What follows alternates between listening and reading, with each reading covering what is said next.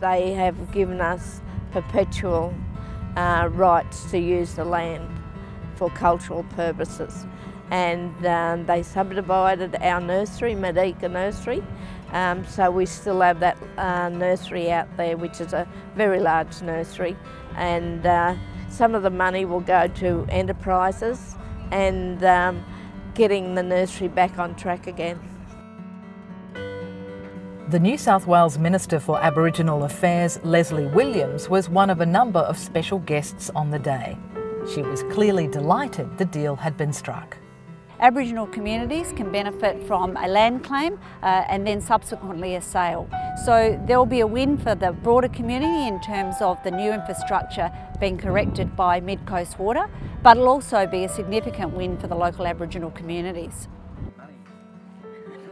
The agreement was the result of many years of negotiations, with both parties acknowledging it was often not smooth sailing.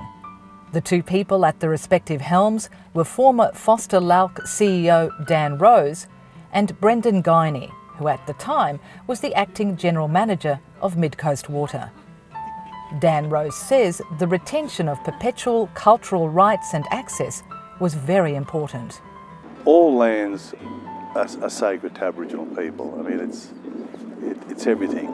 But you can balance things, I think, for economic development that can run alongside cultural practices. I think you can do both. Brendan Guiney from MidCoast Water says the aquifer is crucial as a second water supply for Forster, Taree and surrounding towns and villages. The company plans to spend $32 million shoring up the supply.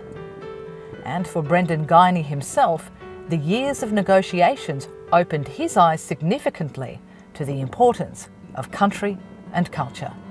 It's been a very rewarding experience to learn more and develop a partnership with the people from the OurMob Nation, and it's particularly for myself, my personal development.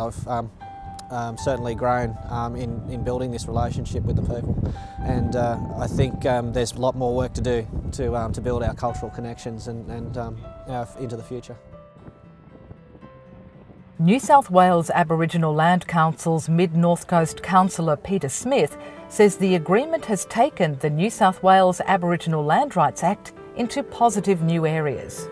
It does a great thing for the Land Rights Act because it leads the way for other government organisations, non-government organisations to go in partnership in some areas with the local Aboriginal Land Council within the areas, and it just gives economic development to our people. Minister Williams says she was heartened by the good faith from all parties and the support of the New South Wales Aboriginal Land Council in the process. Well, what really impresses me about all of the Aboriginal land councils that I've met with to date, and including NSWALC itself, is that they really see this as a real opportunity. They're very optimistic about the future, and they certainly understand how the Aboriginal Land Rights Act is going to provide that economic opportunity and economic empowerment for their local communities. Board member Donna Hall says Forster LALC is now firmly strategising its future, with this successful outcome behind them and a new road ahead. I'd like to see more deals. People need to consider and look at, when they're negotiating, look at the benefits for both parties and make sure that it is a win-win situation like here with MidCoast Water and Forster Land Council.